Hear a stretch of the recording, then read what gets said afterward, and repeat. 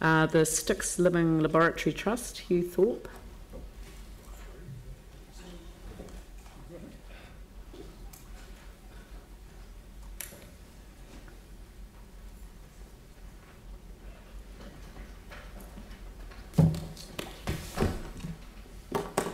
Accompanied by someone who is very well known to us all. Rex, welcome. Thank you. Kia ora koutou. I'm Hugh Thorpe. Yeah, that's... The green light showing? Yep, green light's on.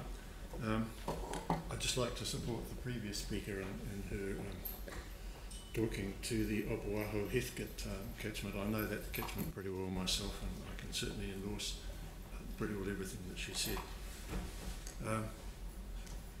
The prime issue that we are raising as far as the Styx Living Laboratory one, as you may have gathered if you read it, is a generic one, and that's the matter of climate change.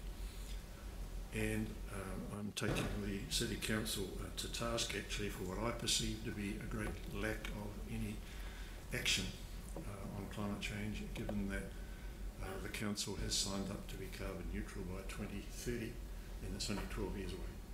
Now, I may be wrong, maybe you're doing heaps, but it's not apparent to me. I'm a well-educated, try to be a well-informed sort of a person, and I just don't know anything about what you're trying to achieve. So that's, so as I state there, is the critical issue, and it applies to the Styx catchment, and it applies to the whole of the city as well as to the wider world.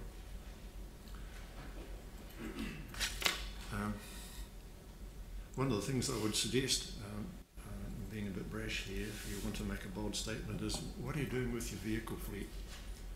How many electric vehicles have you got? No, we've transferred to an electric vehicle fleet, which we're sharing with other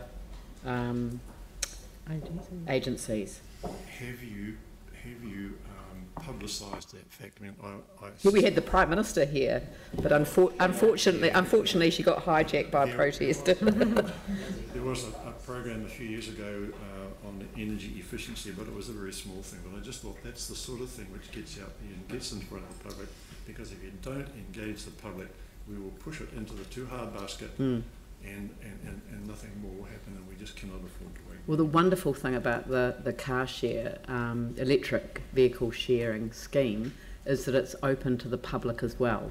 So if people want to use it, so at the moment they've got restricted sites, you know, like the airport and just over the road, aren't they? Yeah. So, but there will be more sites as they develop across the city. And what's the time frame on that? Over this year. By the end of this year, they've already started, yeah. So people can sign up for them now, and use them.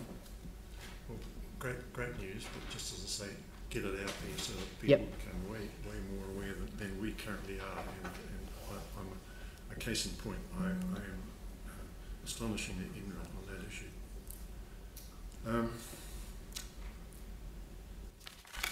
Now, moving on to various other things. The question of education was raised by the previous speaker, and I wholeheartedly endorse that. However, I would say, and Rex and I should have, just introduced my colleague Rex Williams. Rex and I were discussing this on the way in, the difficulties of health and safety issues when you're dealing with rivers and you want to educate children. I had a personal experience a number of years ago of a teacher wanting to take his class down the Heathcote River and say, yes, help me organise it. But it just got too hard because of health and safety issues, and I don't know how you can get around that there, but the best way to educate people about the rivers is to get them out there and enjoying them, because our rivers, they are wonderful assets, all of them, and we should be promoting them as hard as we can.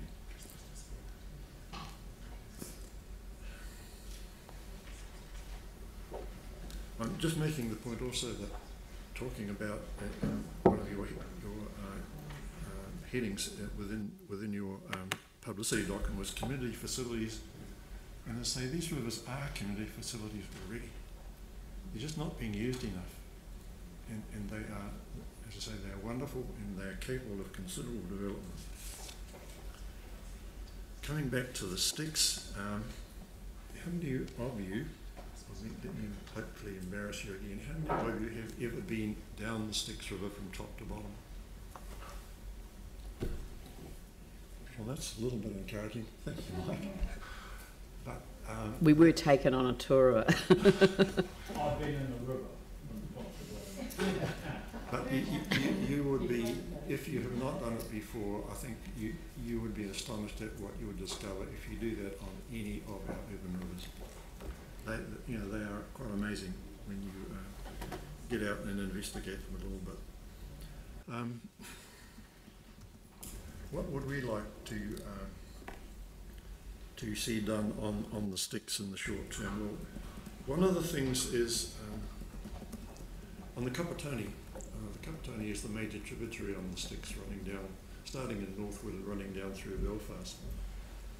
There's a surprising amount of land there which is already owned by the City Council, that is riparian land, but it's not really available to the public.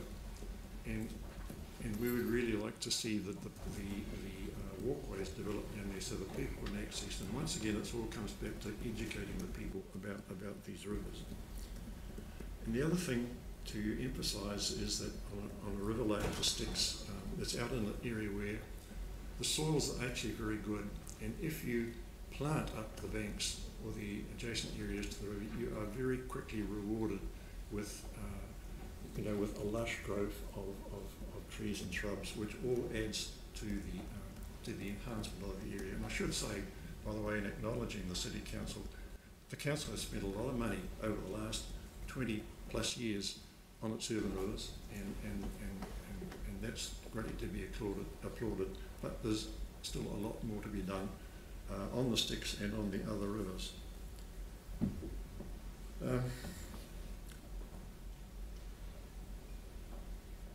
Going on through, if you wanted to see just one example on the Styx of a success story, go right to the very bottom end, right down to Brooklands, and the last 300 metres between Kainga Road and the Tide Gates was planted up as a project by the Seroptimist Club about 20 years ago, and it was a dump, and now it's a pleasure. And that's just a wonderful example of what can be done with voluntary labour. And another sort of generic point I'd like to make really is that with groups like the Styx Living Laboratory Trust, we are volunteers, we depend and we are supported by both the City Council and ECAN, and we're grateful for that. Without it, we just couldn't carry on.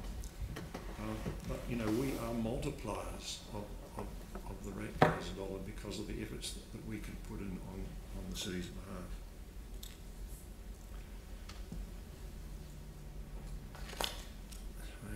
Skipping over wastewater a little bit, except that I'm probably a little bit, maybe stepping a little bit out of line here, because with my engineering background, and this is really my statement, I say we accept reluctantly that wastewater spills will occur during floods.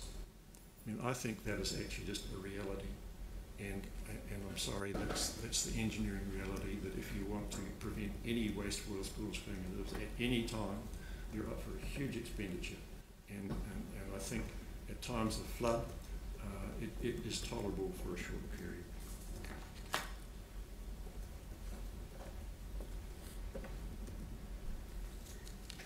The other point to make, or another point to make about the Styx, of course, it is the least urbanised of our rivers. And so that really means that the potential for enhanced runoff from urban development has to be watched very carefully. It's happening in Styx at the moment, it's happening at Preston's, and in due course it will happen presumably further down the catchment.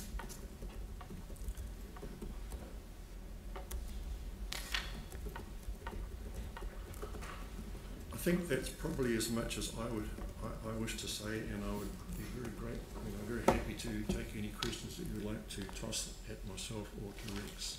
Yeah, I've really got very little time, so I'll take David and Pauline if there's a minute.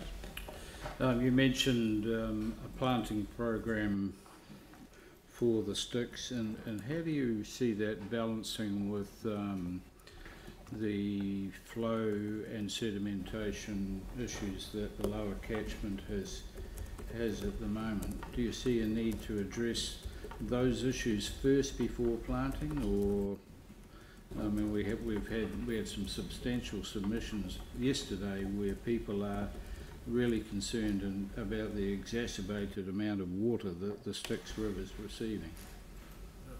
If I could answer that, the planting is according to a plan, broad outline plan, and the planting is very much on the banks and not in anywhere near the flow channel. So the issues that are causing any flooding downstream are around the willows, and of course all the planting that we're involved with is of natives in reserves. So I don't see any conflict there at all. The reason for the high levels in the lower reach of the Styx is a bit obscure. I mean, it could be sedimentation, it could be lateral spread, which we heard about post-earthquakes where the banks slump in. It could be because the bed level has risen up. It could be because of the gnarly old willows on the banks have just all collapsed into the river. It could be because of weed growth. So the only thing which has been attended to at the moment is periodically cutting the weeds, and that has certainly reduced the levels in the lower Styx significantly in the last few months. But they are, the levels down there from Martian Road further down are still a lot higher than they used to be, and that has diminished the amenity of that river over that stretch of the catchment. Pauline, I'll just let you quickly. Thank you. It could be a question for Rex too, because Hugh, you mentioned that we need to be tolerable of the occasional wastewater overflow Yes. in an event. Yes. And to try and reach nil would be unrealistic and unaffordable. Rex, do you support that comment being from Another engineer. previous life? Which hat would you like us to put on? Yeah. As a community member and a ratepayer, I think there needs to be a balance, and yes, I would accept that it's just a matter of how much And how often, I suppose. and how often, yes. And for what duration. Yeah. I mean, let's be clear, the Styx is the cleanest of the urban rivers, but its state is deteriorating, and that's our major concern. I mean, we do a lot of work on a lot of things, but the quality of the water in the Styx is a major concern. Would it be fair to say that then that the pollutants that we should be more concerned about are not those ones that rush through at a flood event, but the ones that are continually toxifying? Coming through from urban development, from Prestons, and from... So what we're trying to do is change the behaviour of the communities, Right, like thank Preston. Thank you. That's great. Look, thank you very much for your presentation. Great to see you, Rex, as well. And thank you very much for making the time and to come.